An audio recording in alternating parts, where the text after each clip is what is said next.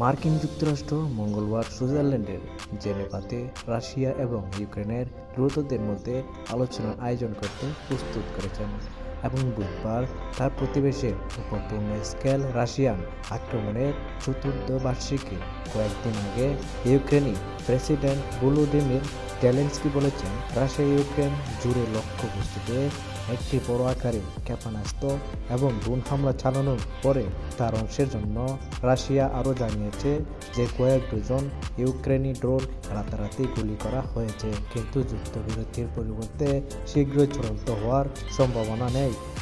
Russia Ukraine আলোচনা ধীরে ধীরে ক্রলিং হতে পারে। নিউ ইয়র্ক কেবল জনবাস থেকে প্রত্যাহার করবে যদি রাশিয়ান সৈন্যরাও পিছিয়ে যায়, সাংবাদিক বলেছেন।